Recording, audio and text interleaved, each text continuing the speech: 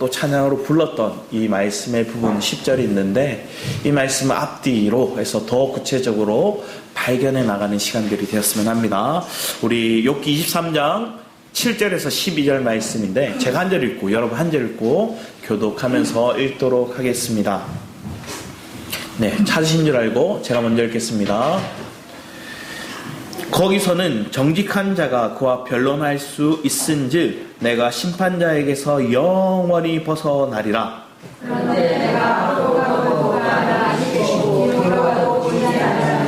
그가 왼쪽에서 일하시나 내가 만날 수 없고 그가 오른쪽으로 돌이키시나 배울 수 없구나. 그러나 내가 만일에 그가 아시나니 그가 나를 관련한 후에는 내가 승부까지 내 발이 그의 걸음을 바로 따랐으며 내가 그의 길을 지켜 치우치지 아니하였고 내가 그의 입술의 명령을 어기지 아니하고 정한 음식이가 그의 길에 말씀을 이겼도다. 아멘. 오늘 말씀은 하나님의 침묵이라는 제목이에요. 그래서 하나님이 침묵하실 때 하나님 보이지도 않고요, 하나님 말씀이 들리지도 않는 그 상황이에요. 최근에 며칠 전에 우리 미국 대통령이 된 사람이 누군지 알죠? 와, 어떻게 떨어졌다가 다시 재임을 하게 되는가, 그런 모습을 봅니다. 근데 한편에서 기독교인들이 볼 때는 그런 얘기를 하는 것을 보게 돼요. 뭐냐면 이민 정책과 그리고 그들이 어떤 신앙관 안에서, 믿음을 가진 신앙관 안에서 어떻게 보면 트랜스젠더라든지 이런 성차별적인 그 부분에 대한 부분들을 신앙의 관점으로 이렇게 풀어서 제시를 했더라고요. 그래서 그런 부분들이 지금의 어떤 많은 사람들의 마음에 표를 받지 않았을까 하는 생각을 하게 됩니다. 그리고 텍사스에 어떤 주지사가 이렇게 얘기를 하더라고요. 어떤 모습을 보였냐면 이민정책이, 그 앞에 이민정책이 다 포용해버리니까 하루에도 10,000명 이상이 막 뛰어넘어오는 거예요. 넘어오니까 너무 많은 인구들이 불법 체류자가 오니까 어떻게 했냐면 이 텍사스 주지사가 버스를 대절해서 그 버스를 태워서 그 민주당 어떤 사람들 있는 도시들로 보내버렸어요. 너희들이 이민정책을 좋아하는, 우리 보낼게 하고 실어서 이렇게 계속 보내는 거야. 그러니까 걔네들이 10,000명만 넘어가도 정신을 못 차리는 거야. 텍사스 쪽, 경계에서 남부 쪽에 있는 사람들은 계속 넘어오니까 감당이 안 되니까 하나의 방법으로 이민정책을 어떻게 보면 좋게 생각하는 사람 그 지역으로 실어서 보내버리는 거야. 그러니까 걔네들도 보내지 마, 이거 아니야 이런 모습이 있는 거야. 그래서 많은 표를 얻었다 하는 사람들의 의견들을 보게 됩니다. 그런데 오늘 욥기 말씀을 보면 우리의 삶 가운데 여러 어려움이 와요.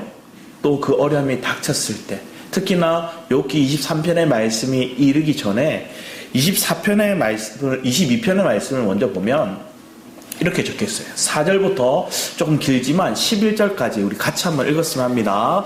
욥기 22장 그 앞장이에요. 4절부터 11절까지인데 욥의 친구 얘기하는 건데, 엘리파스라는 이 욥의 친구가 욥에게 하는 말이에요. 한번 들어보세요. 같이 한번 읽겠습니다. 시작. 하나님이 너를 책망하시며 너를 신문하심이 너의 경건함 때문이냐? 내 악이 크지 아니하냐? 내 죄악이 끝이 없느니라. 까닭없이 형제를 불모로 잡으며 헐벗은 자의 의복을 벗기며 목마른 자에게 물을 마시게 하지 아니하며 줄인 자에게 음식을 주지 아니하였구나. 건세 있는 자는 토지를 얻고 존귀한 자는 거기에서 하는구나. 너는 가부를 빈손으로 돌려보내며 고아의 팔을 꺾는구나. 그러므로 올무를 너를 둘러있고 두려움이 갑자기 너를 엄습하며 어둠이 너로 하여금 보지 못하게 하고 홍수가 너를 덮느니라. 자, 지금 이 친구, 이 엘리바스가 욥에게 하는 소리가 이건 거야.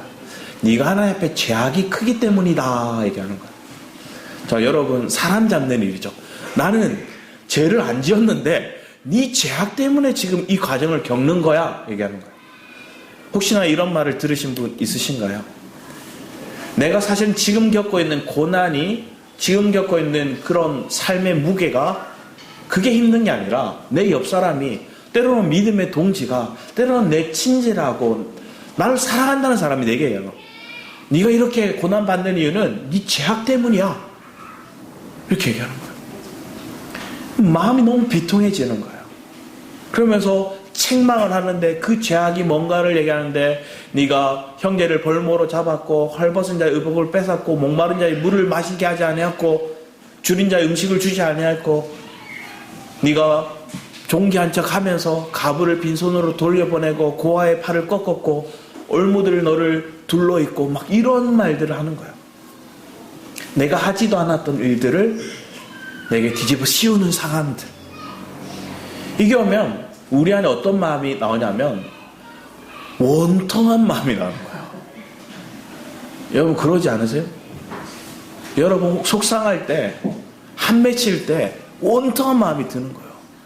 그러니까 하나님 앞에 나아가고자 하는 거예요. 그래서 이 상황 속에서 이 친구는 네가 하나님 앞에 죄악을 범했으니까 하나님 앞에 잘못했음을 구해 막 이렇게 얘기하는 거예요. 그런데 밑에 쭉 보는데 21절에 이렇게까지 얘기해요. 너는 하나님과 화목하고 평안하라. 그리하면 복이 내게 임하. 네가 하나님하고 화목해져.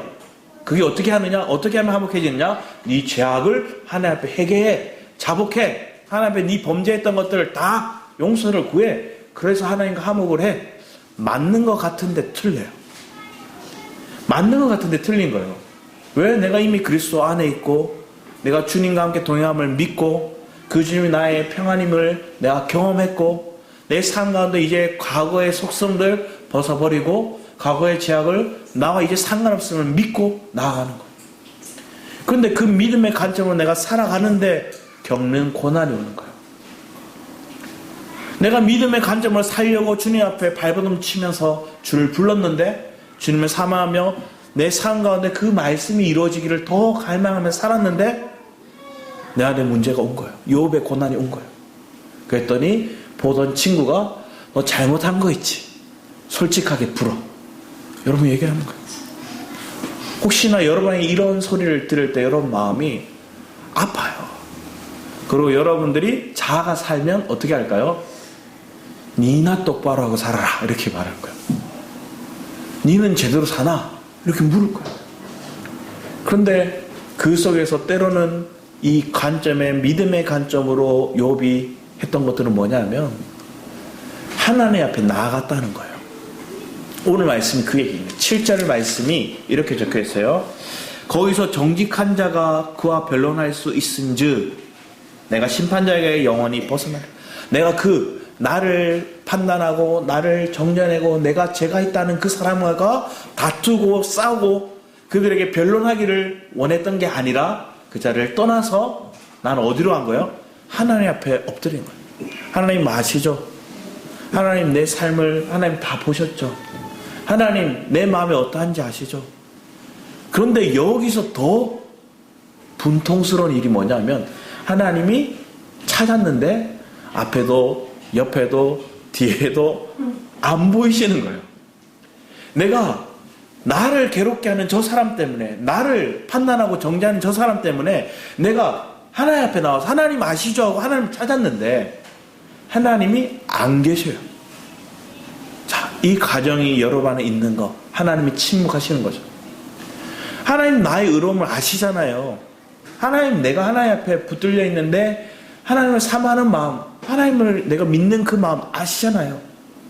하나님 내 죄악 때문에 이 일이 있는 게 아니란 걸 하나님이 아시잖아요. 하나님이 변론해 주세요. 이 사람이 찾았던 거예요. 그런데 하나님이 안 보여요. 앞에도 뒤에도. 근데 이때 하나님은 이 욥의 고백을 보는데 뭐라고 욥이 얘기하죠? 욥이 이렇게 고백하는 거예요. 욥의 고백이 앞에 얘기를 하는데 10절에 그러나 내가 가는 길을 그가 아시나니. 먼저 이렇게 고백해요. 하나님 내 길을 주님이 아십니다. 내가 가는 길을 주님이 아십니다. 때로는 내 삶 가운데 장벽이, 때로는 문제가, 때로는 방해물이 내 앞에 있어서 내 가는 걸음이 막힌 것처럼 느껴지고 더 이상 나아가지 못하고 때로는 꼬꾸라져서 내가 주저앉아 있는 그 상황 가운데 있을지라도 하나님 내 길을 아십니다.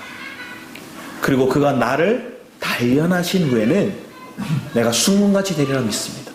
이 고백은 뭘까요? 지금 하나님이 앞을, 옆을, 뒤를 안 보여도 하나님 지금 이 과정을 통해서 하나님 침묵하셔도 하나님 나를 단련하시는 것이라 믿습니다. 고백하는 겁니다. 여러분 삶에 이런 신앙 고백이 있을 줄 믿습니다. 그러면 하나님이 단련하시면 하나님이 침묵하시는 그 과정을 하나님이 단련의 삶이라는 것들을 믿는 거예요. 믿으니까 우리는 뭘 하게 될까요?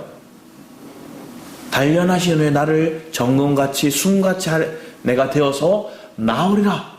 내 삶의 실질적인 내면의 변화가 있을 것들을 믿으면서 선포하는 거예요. 이전의 내 삶이 아닌 변화된 내 삶, 순금같이 정결해진 내 삶을 선포하는 거예요. 그러면 여러분 삶에도 이런 믿음 하나님 기뻐하시는 거예요.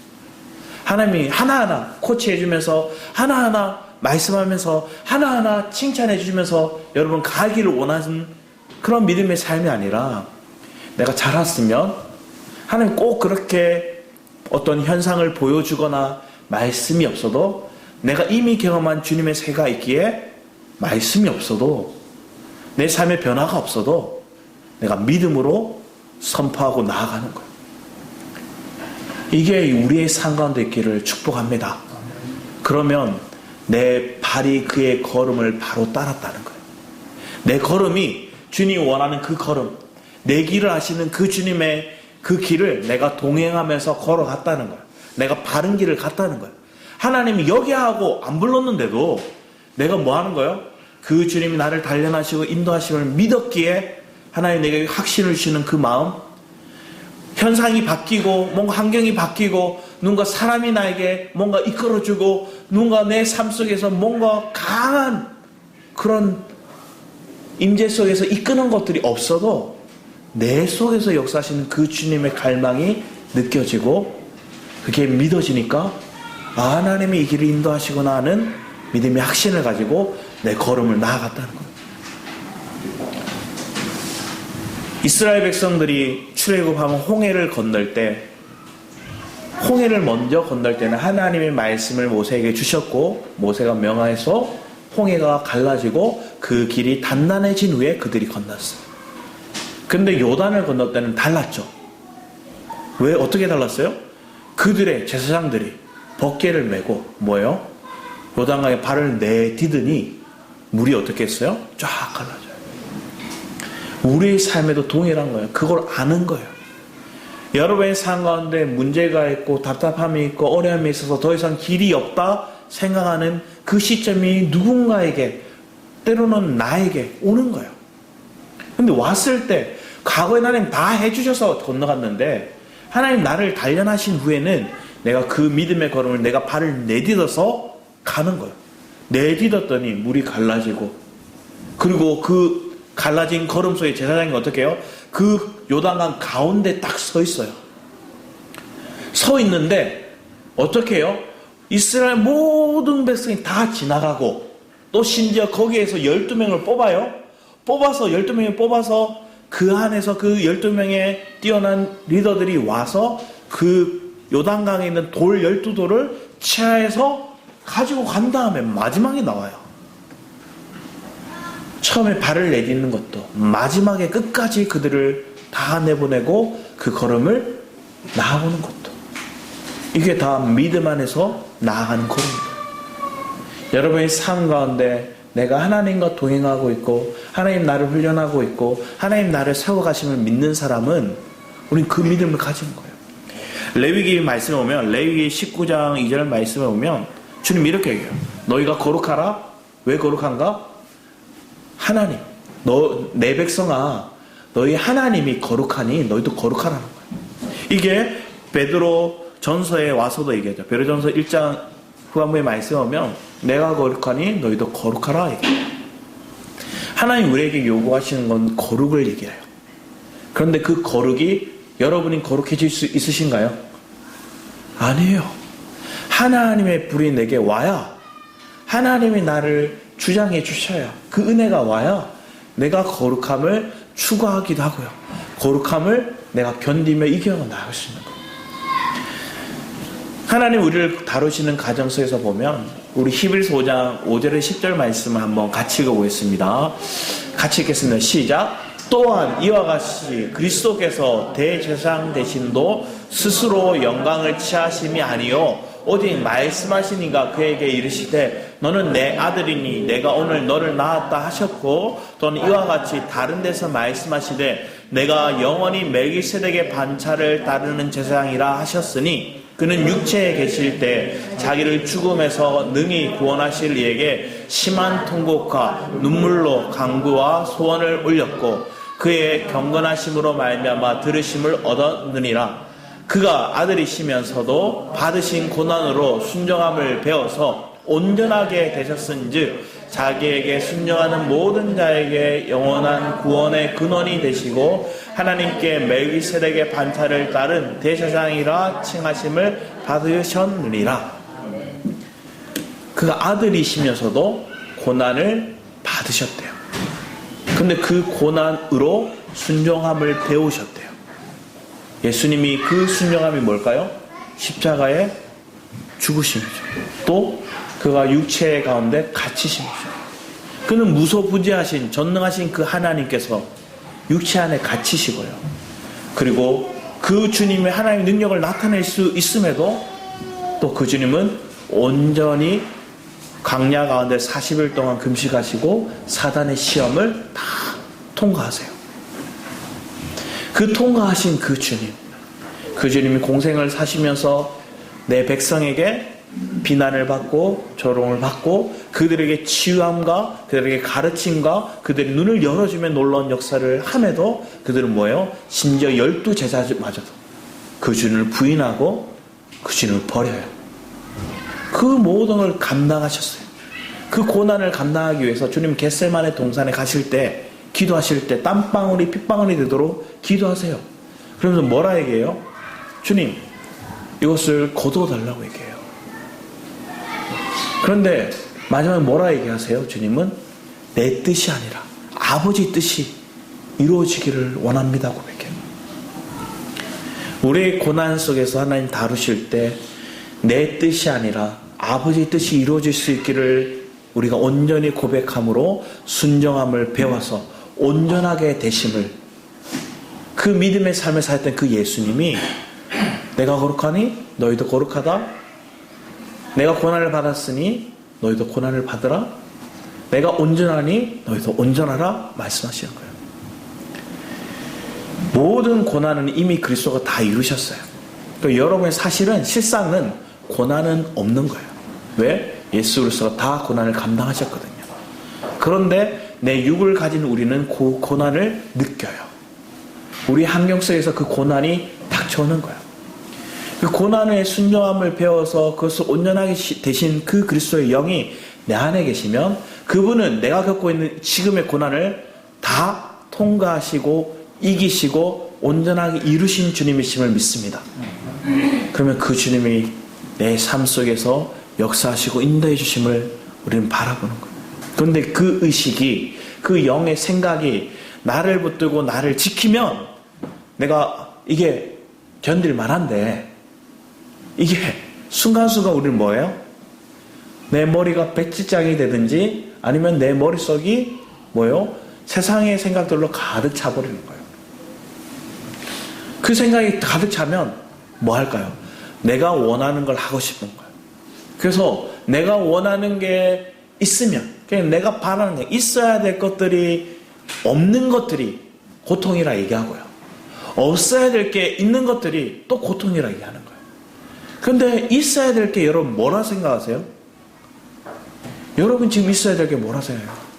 많은 사람들이 돈 얘기해요. 건강 얘기해요. 내 안에 가정의 평화, 화목, 막 이런 거 얘기해요. 근데 그게 없다는 거예요. 근데 하나님 그게 없는 가정을 내 삶 속에 고난으로 느끼게 하는 그런 현실을 경험하게 돼요. 그리고 또 없어야 될 것들이 뭐라 생각해요? 질병들이라 얘기하고 불안이라 얘기하고 때로는 사람들 가운데 있는 여러 가지 다툼들과 때로는 모욕적인 말들이 없어야 될 거라 생각했는데 있는 거예요. 그래서 우리는 그것을 있어야 될 것들이 없고 없어야 될 게 있어서 고통이다, 아픔이다, 내 현실 속에 있는 여러 어려움이라 생각합니다. 한 기독교 이렇게 단체에서 조사를 했어요.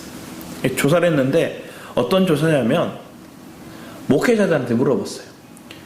결혼을 하는 게 하나님의 뜻입니까? 물어봤더니 80%, 거의 90% 가까이 그게 하나님 뜻입니다. 이렇게 얘기했어요. 근데 반면에 성도들한테 물어봤어요. 몇 프로 얘기할까요? 50%가 안 돼요. 그렇게 생각하지 않는다는 거예요. 그래서 왜 그렇게 생각하지 않는가 물어봤더니 특히나 싱글인 사람들이 싱글 생활을 하는 이유는 나의 자유로운 생활을 위해서, 이게 47%예요. 내 자유로운 생활을 43% 정도 되는 거예요. 자유로운 생활 때문에 나는 싱글을 유지한다. 그리고 그 다음에 높은 층이 뭐냐면 책임질 가족이 없어서 내가 홀가분하다 얘기하는 사람이 17%예요. 그러니까 이 2%만 얘기해도 70%인 거예요. 자유로운 생활과 홀가분하다. 더 이상 내가 뭐 하는 거예요? 책임질 가족이 없어서 홀가분하다 생각하기 때문에 싱글이 좋다는 거예요. 그리고 또 그 뒤에 얘기하는 것들이 경제적으로 어려움들, 이게 먼저 해결돼야 된다 생각하는 거예요.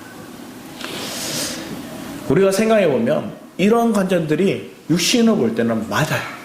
그리고 한편에서는 하나님 그것을 허락하시기도 했어요. 그런데 우리의 믿음의 관점 안에서 결혼을 해도 결혼 안 해도 하나님 뜻 안에 있는 거예요, 사실은. 그래서 다 결혼하는 게 하나님 뜻은 아니에요. 누군가는 결혼하지 않을 수도 있는 거예요. 그런데 이 이유가 오늘 얘기하고 있는 나의 자유로운 생활과 또 나의 경제적인 자유와 홀가분함을 위해서 그걸 선택했다면 그것은 나를 위한 뜻인 거예요.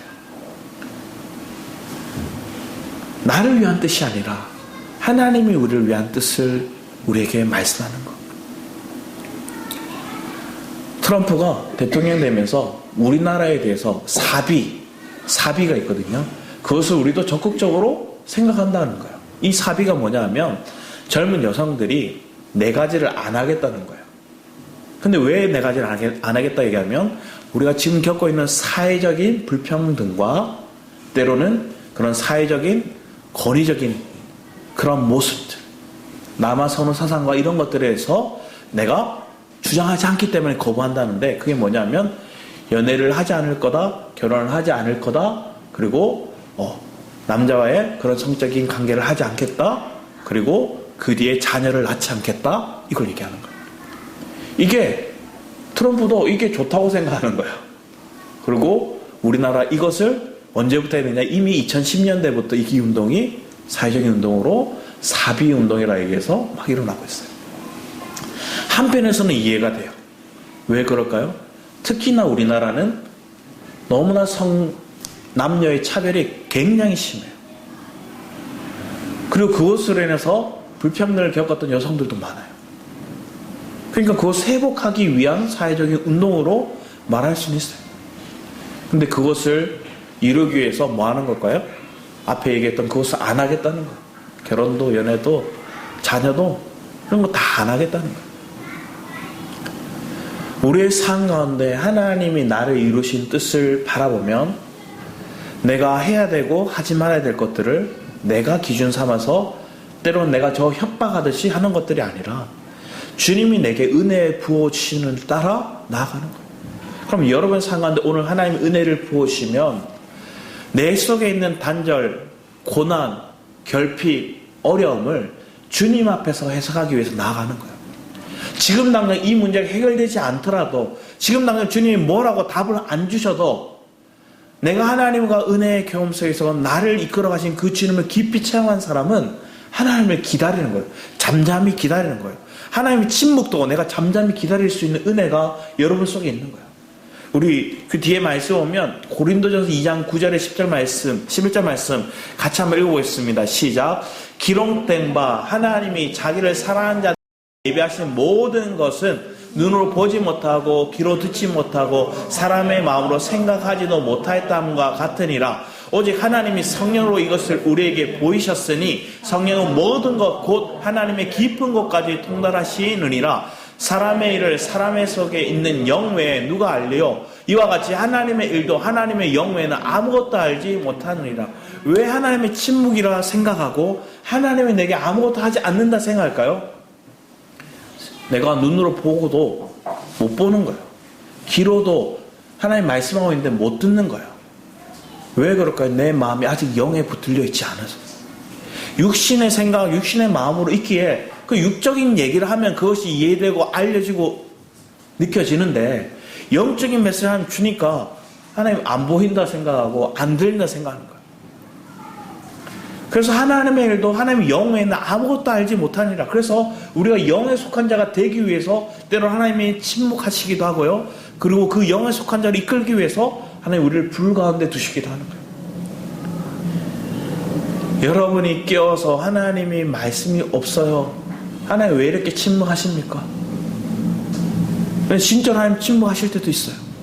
그런데 그 대부분의 이유는 내가 뭐 하고 있기 때문에 그럴까요? 눈이 안 열려서, 귀가 안 열려서 그런 거예요. 여전히 육적으로 살고 혼적으로 살고 있기 때문에 그런 거예요. 오늘 우리가 결단하기 원합니다. 하나님, 내 육신만을 위하고 혼적으로 살고자 했던 내 어떤 갈망들이 아버지 하나님 이제는 십자가에 넘겨지고 내가 영의 사람으로 살기를 원합니다. 내 속에서 역사하시는 그 영이 내게 알게 하시고 깨닫게 하시고 그 길을 순종하도록 하나님 성령이 나를 주장하여 달라고 기도하기를 축복합니다. 그런 믿음이 우리 안에 있으면 하나님 조금씩 알아지는 거예요.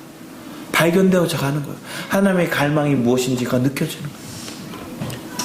우리 더 나아가서 고린도서 3장 그 뒤에 말씀이 또 12절에 17절 말씀도 같이 한번 읽었으면 좋겠습니다. 시작. 만일 누구든지 금이나 은이나 보석이나 나무나 풀이나 지프로 이 터 위에 세우면 각 사람의 공적이 나타날 터인데 그날이 공적을 밝히리니 이는 불로 나타내고 그 불이 각 사람의 공적이 어떠한 것에 시험할 것임이라. 만일 누구든지 그 위에 세운 공적이 그대로 있으면 상을 받고 누구든지 그 공적이 불타면 해를 받으리니 그러나 자신은 구원을 받되 불 가운데서 받은 것 같으리라. 너희가 하나님의 성전인 것과 하나님의 성령이 너희 안에서 계시는 것을 알지 못하느냐? 누구든지 하나님의 성전을 더럽히면 하나님이 그 사랑을 멸하시리라. 하나님의 성전은 거룩하니 너희도 그러하니라. 우리는 하나님의 성전이래요. 믿으십니까? 그럼 우리는 거룩하대요. 그런데 우리 속에 하나님의 성전에 속하지 않은 그 성전엔 금, 은, 보석 성분들이 있어야 마땅한데 그 성분이 아닌 뭐가 있어요? 풀, 집, 나무 성분이 있는 거예요. 그래서 하나님 불 가운데 그걸 다뤄보시는 거예요. 여러분 삶 가운데 여전히 땅의 성분이 풀, 집, 나무 성분이 있으면 불 가운데 두면 뭐예요? 남는 게 없어요. 다 타버리는 거예요.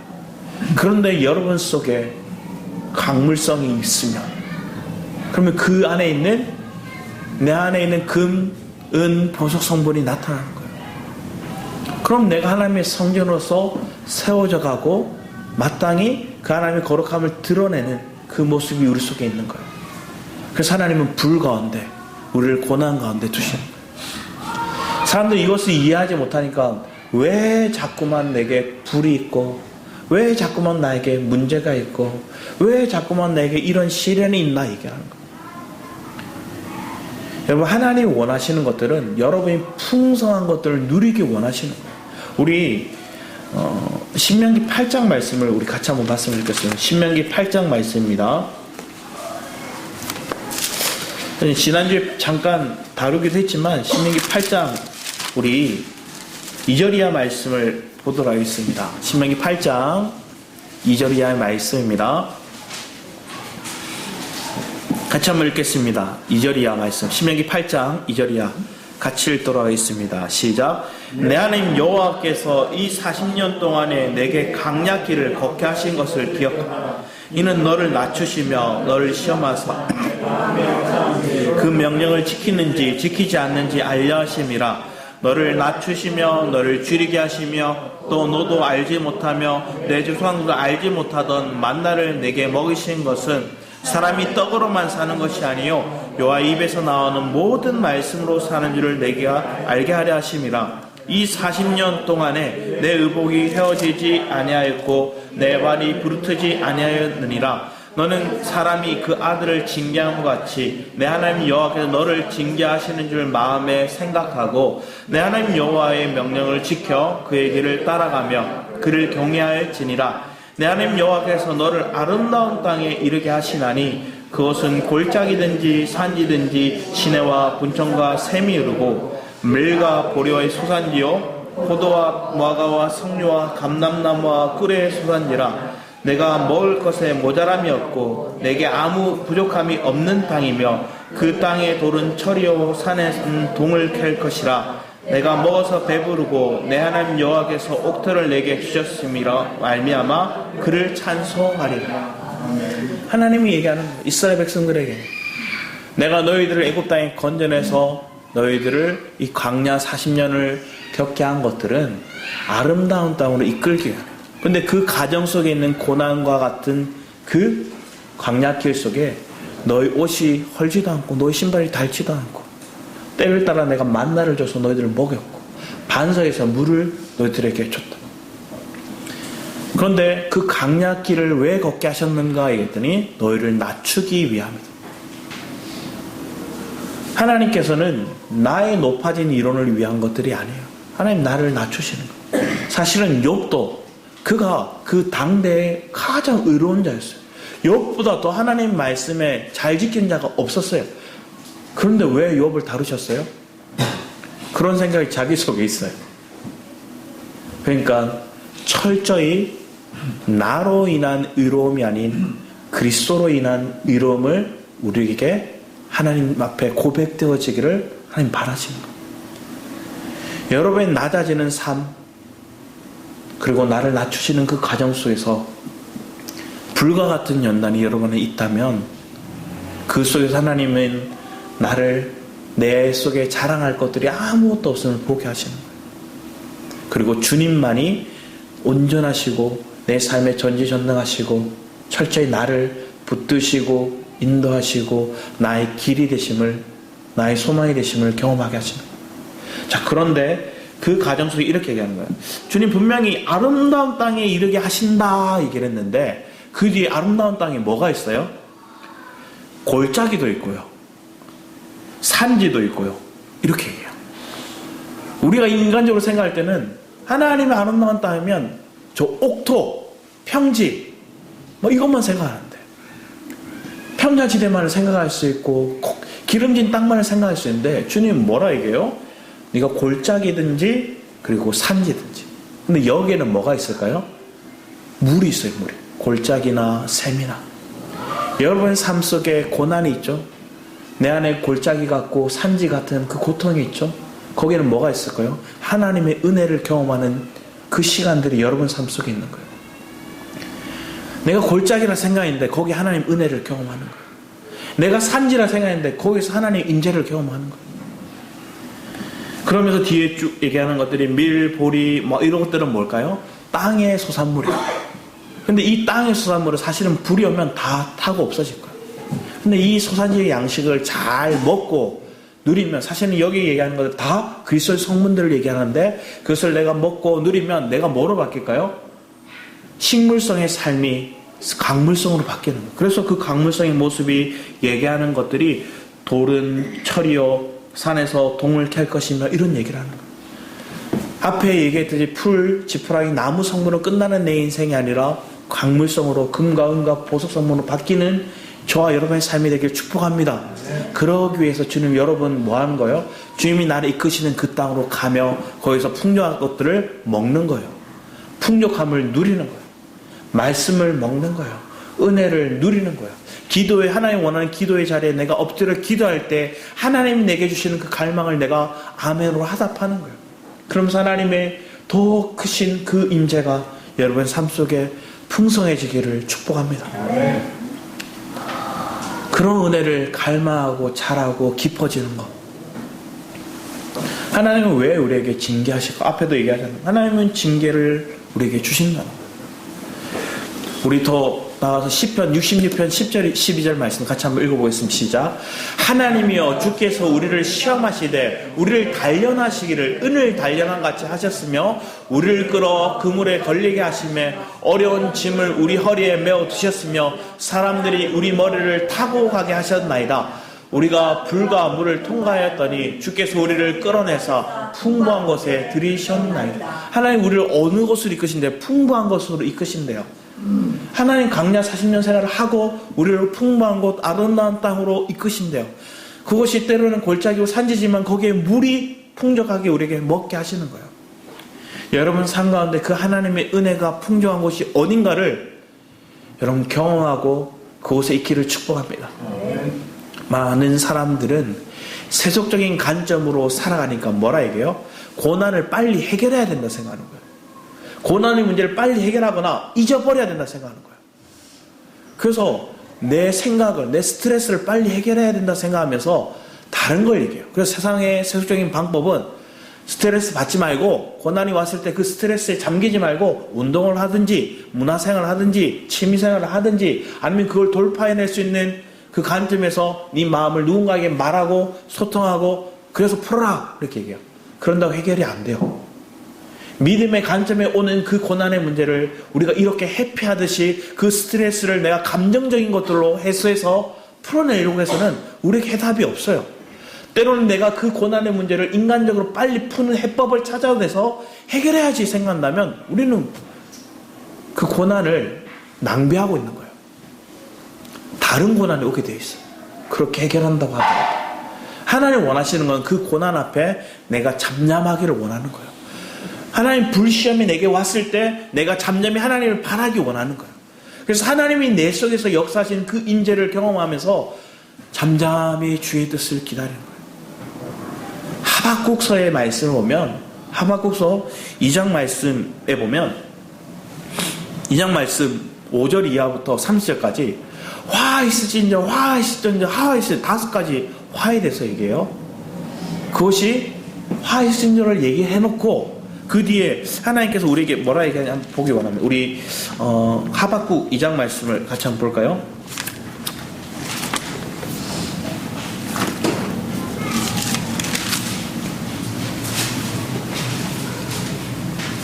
(20절에) 그 위에까지 화 있으신저를 5번 얘기하고 나서요 20절에 이렇게 얘기를 합니다. 오직 여호와는 그 성전에 계시니 온 땅은 그 앞에서 잠잠할지니라 하시니라. 저와 여러분의 삶 가운데 화 있으신저를 당하는 사람들이 있어요. 이거는 바벨론을 예표하는 사람들을 얘기하는 거예요. 근데 그 바벨론 사람은 하나님을 모르는 사람들이에요. 그들에게 화 있으신저를 얘기를 하는데 그 이유들이 막 보면 부당한 이익을 가진 거, 자기 소유가 아닌 것을 모으는 사람들, 피로성을 건설한 사람들, 이웃을 죄를 범하게 물들이는 사람들, 우상숭배를 하는 사람들, 막 이런 것들이 쭉 제 덕목이 나와요. 근데 이게 저 이방인들에게, 바벨론 사람들에게만 있는 게 아니라 누구에게도 있어요? 사실은 나에게도 있어요. 근데 그 문제를 해결할 수 있는 길이 내가 주님 앞에 나아가 잠잠히 주님 앞에 엎드리는 거예요. 내 죄의 문제를 내가 해결할 수 없어요. 철저히 그리스도가 그것을 다 이루셨고 해결하셨음을, 피로 우리를 사셨음을, 보혈의 공로를 의지하며 나아가는 거예요. 그러면 여러분은 그 믿음 안에서 하나님 나를 정결케 하시고 날 하나님 기쁘신 뜻 안에 이끌어 가심을 보는 거예요. 그러면 그 보는 것을 끝나지 않고 더 나아가서 사실은 14절에 이렇게 해요. 이는 물이 바다를 덮고한지 여호와의 영광을 인정하는 것이 세상에 가득함이라. 여러분이 물이 바다를 덮음같이 여러분의 삶 가운데 내 죄가 또는 내 옛사람의 모습이 뭐해야 돼요? 잠겨져야 돼요. 때로는 더 나아가 수장되어 버려야 돼요.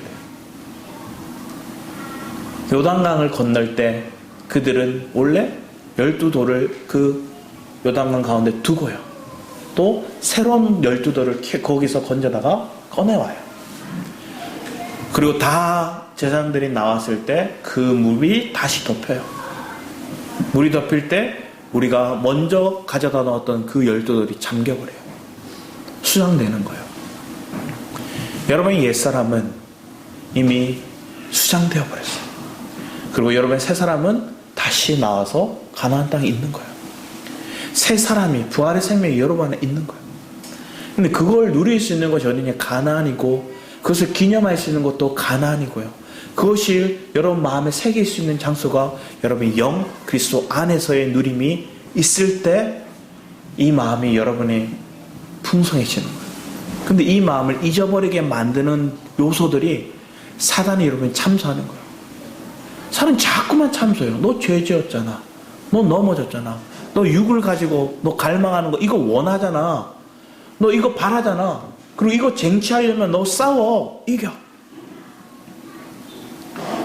제가 대학교 3학년 때 2학년 3학년 말 2학년 말에서 3학년 초에 학교에 문제들이 있었어요.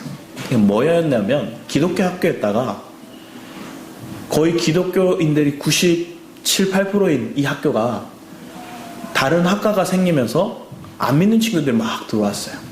그러니까 그들이 학교를 보면서 바라는 게 많은 건가요? 다른 학교와 비교하니까 바라는 게 많아요. 그러니까 그들이 바라는 것들을 교수한테 얘기하고 그 교수가 저를 불렀어요. 왜? 저 학생의 대표였으니까.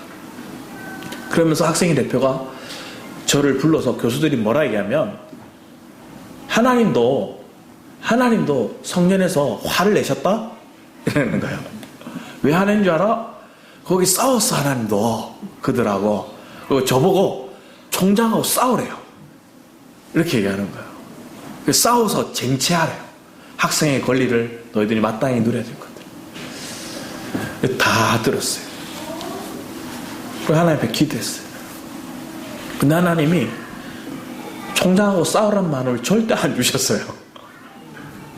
나보고 가서 학생들을 대표하니까 네가 학생들을 대표해서 저 총장하고 싸우고 학교와 싸워서 학생들의 권리를 찾아와라. 하나님 그렇게 말씀 안 하셨어요. 잠잠히 기도하라는 거예요. 그리고 그 불만들로 인해서 답답해하는 친구들이 있다면 그 답답해하는 그 과정을 통해서 그들이 기도하게 될 거야. 하나님 이런 마음을 주시는 거예요. 그걸 답답함을 가진 저 교수들도 기도하게 될 거야. 하나님을 찾게 될 거야. 그래서 저는 하나님이 원했던 건 기도의 자리를 원했고 그 기도의 자리를 지키라 말씀했어요. 새벽마다 나와서 학교에 길을 위해서 기도했고요. 일주일에 한 번씩 기도 모임을 가져서 같이 친구들과 함께 모여서 기도했어요. 우리의 삶 가운데 내가 바라는 건 빨리 문제가 해결되고 내가 누릴 것들을 누리고 빨리 내가 찾아야 될 권리를 찾아야 된다 생각하지만 하나님 그 권리 지금 안 찾아도 돼. 네가 지금 마땅히 누려야 될 거 안 누려도 돼. 내가 원하는 건 네가 그리스도 안에 있기를 원하고 영적인 그 각성이 일어나 네가 영의 눈이 열리기를 원해. 육의 것들은 못 누리지만 영의 것들을 먼저 누리기를 바라신 하나님의 갈망이 오늘 이 시간 여러분에게도 있음을 믿으시기 바랍니다. 그러면 그 믿음의 관점이 고난을 고난으로 안 생각하는 거예요. 내가 지금 겪고 있는 불 같은 데 있는 이 과정을 하나님이 나를 단련하신 후에 나를 순금같이 나를 정금같이 하나님 나를 세우실 것들을 믿습니다 고백하는 거예요. 그러니까 변화된 나를 바라보니까 고난이 아닌 거예요. 그래서 고난을 낭비하지 않는 거예요. 고난의 시간을 낭비하지 않을 수 있는 것들은 그 과정에 잠잠히 기다릴 수 있는 자고 하나님의 침묵을 그 침묵하신 이유가 내가 이해하지 못하지만 내가 다 그것을 바라보지 못하지만 하나님은 선하시고 하나님 나에게 바른 길을 제시하는 분이시니까 하나님 믿습니다. 하나님 나를 단련하심을 믿습니다 하고 가는 거예요. 그 믿음의 결단이 우리 입술 가운데 있을 때 여러분 뭐예요? 나를 풍부한 곳에 이끄시는 그 주님을 찬양하는 거예요. 그런 찬양의 고백이 우리 입술 가운데 날마다 있기를 축복합니다. 우리 히브리서 12장 9절에 13절도 한번 같이 읽어보겠습니다. 같이 빨리 이렇게 읽어보겠습니다. 시작. 또 우리 육신의 아버지가 우리를 징계하여도 공경하였거든 하물며 모든 영의 아버지께서 더 복종하며 살려하지 않겠느냐. 그들은 잠시 자기의 뜻대로 우리를 징계하였거니와 오직 하나님 우리의 유익을 위하여 그의 거룩하심에 참여하게 하시느니라. 무릇 징계가 당시에는 즐거워 보이지 않고 슬퍼 보이나 후에 그로 말미암아 연단받은 자들은 의와 평강의 열매를 맺느니라. 그러므로 피곤한 손과 연약한 무릎을 일으켜 세우고 너희 발을 위하여 곧은 길을 만들어 저는 다리로 하여금 어그러지지 않고 고침을 받게 하라. 치료하시는 분도 하나님이세요. 여러분이 일으키시는 분도 하나님이세요. 여러분의 삶 가운데 열매 맺게 하시는 분도 하나님이세요. 그것을 믿으라는 거예요. 그걸 믿음으로 하나님이 나를 거룩하시게 하시는 그 길로 나를 인도해 가시는 거구나 믿는 사람은 이게 단련이지, 이게 나를 죽는 상황 가운데 둔 게 아니구나, 이게 나를 망하게 하는 것이 아니구나, 하나님 나를 살게 하심으로 하나님의 살아계심을 증거하게 하시겠구나, 이런 믿음의 고백이 우리 안에 있는 거예요. 여러분 결코 망하지 않습니다. 여러분 결코 이것을 끝나지 않습니다. 하나님 앞에는 실패가 없어요. 하나님은 다 이기셨어요. 완전하신 분이에요.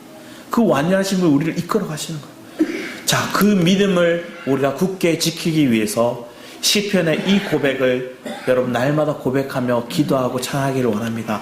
마지막으로 시편 121편 1, 2절 같이 한번 읽겠습니다. 시작.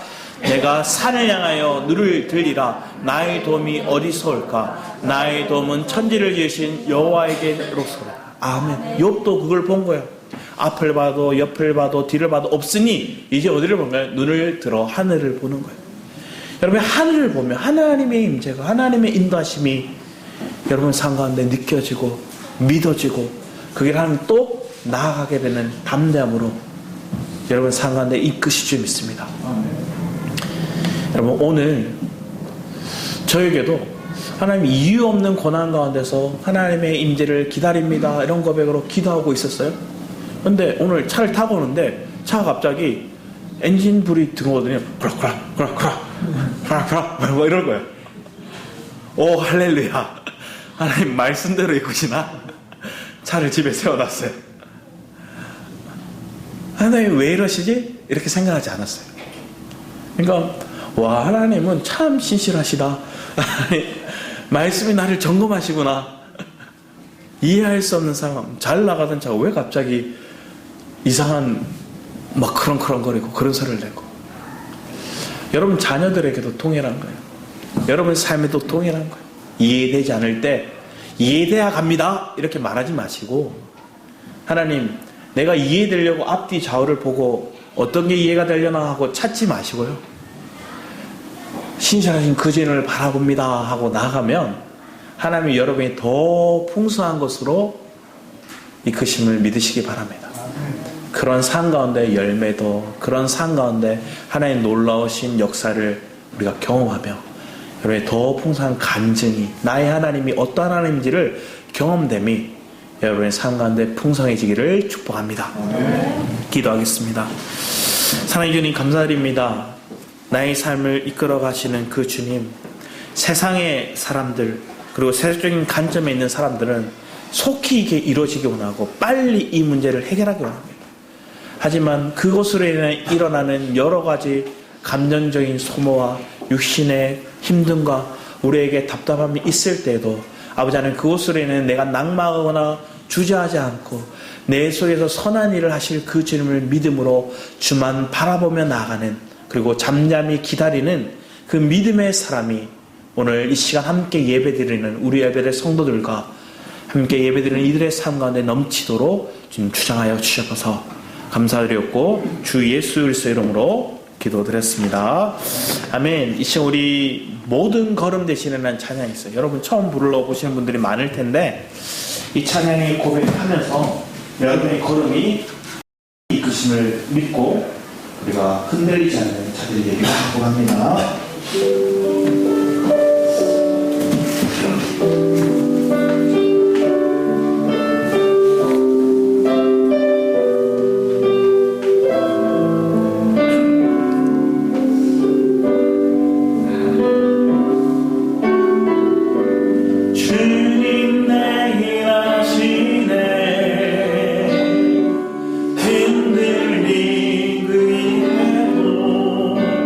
함께